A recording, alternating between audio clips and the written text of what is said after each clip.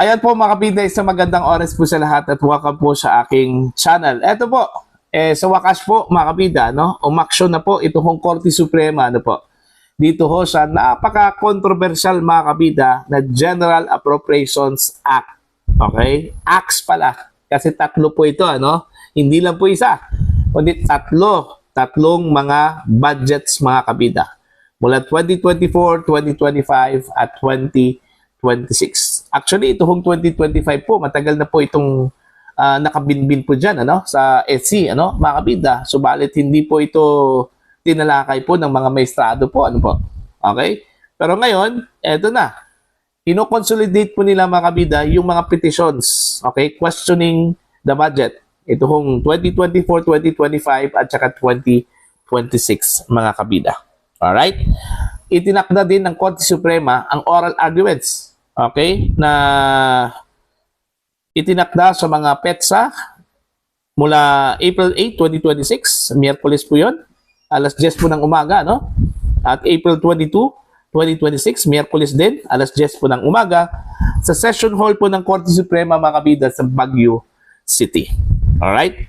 Bago ito, magsasagawa muna ng preliminary conference sa Pebrero 4, 2026, Miyerkules, ala-una ng hapon sa Supreme Court, Manila. Hinamon ng mga petitioner na binubuo ng mga mambabatas, taxpayers at concerned citizens ang umano'y mga budget adjustments ng Bicameral Conference Committee na sinasabing nagpalobo sa pambansang budget sa loob ng tatlong magkasunod na taon.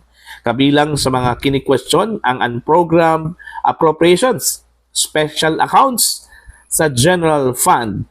At sa iba't ibang kaso, hinamon ang 449.5 billion pesos bicameral insertions sa 2024 GAA mga kabida. Mga pagbabago sa special accounts sa 2025 GAA, ang konstitusyonalidad po ng unprogrammed appropriations sa 2026 GAA. May petisyon ding nagsasaad na tumaas ang Special Road Fund ng DPWH mula 16.756 billion pesos patungong 34.748 billion pesos sa ilalim ng 2025 General Appropriations Act. Ipinanawagan ng mga petitioner na ideklarang null and void ang mga probisyong pumapayag sa program appropriations dahil umano sa paglabag sa saligang batas. Ang desisyon ng Korte Suprema sa kasong ito ay maaaring magtakda ng mahalagang president sa kapangyarihan ng Kongreso sa budget at sa paggamit ng unprogrammed funds sa mga sumusunod na taon. Ayan. So at least tatalakayin na po ng SC mga kabida, no? Ito hong napaka-controversial po na mga budgets po mga kabida mula 2024, 2025 hanggang 2026, ano? Ang kaso lang po, ang maaagapan lang po dito mga kabida, ito hong 2026. Kasi yung 2024 at saka yung 2025, wala na. Ubos na po yun eh.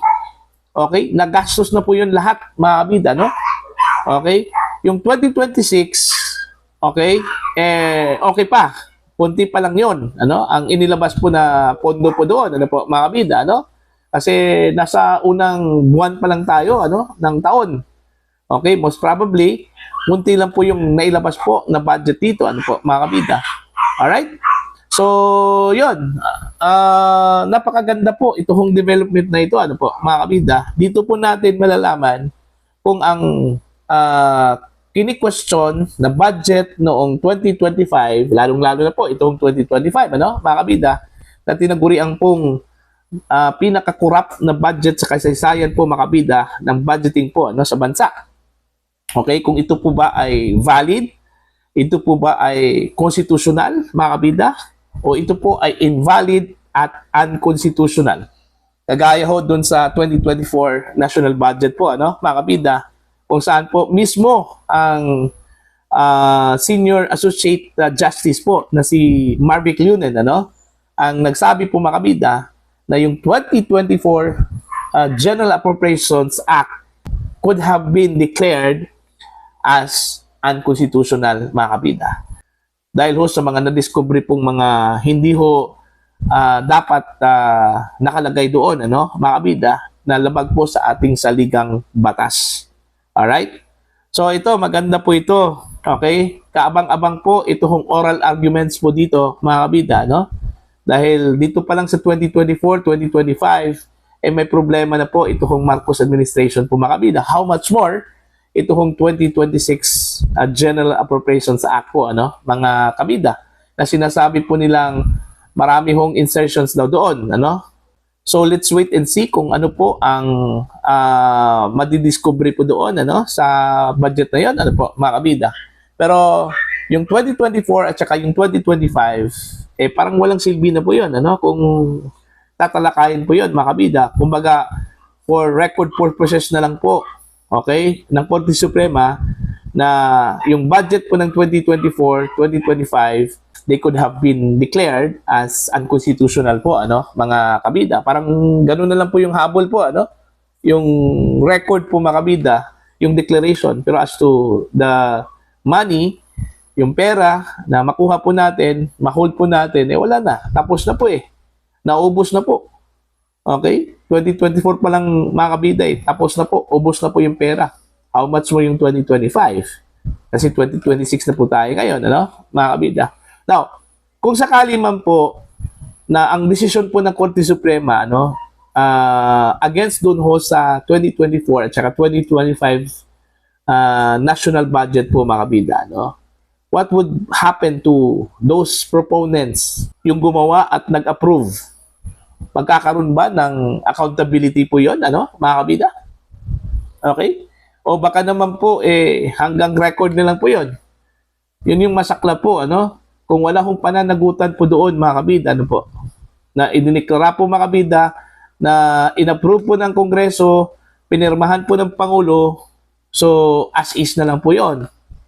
Okay? Sana, kung sakali man po, magkaroon po ng desisyon po ang SC, na pabor, mga kabida, doon ho sa mga petitioners, okay, sana meron pong kaakibat na accountability po, mga kabida. Kung sino man po yung sangkot doon ho sa pag-approve at sa pagpirma po, mga kabida, para maging batas po yung General Appropriations Bill po, ano, mga kabida.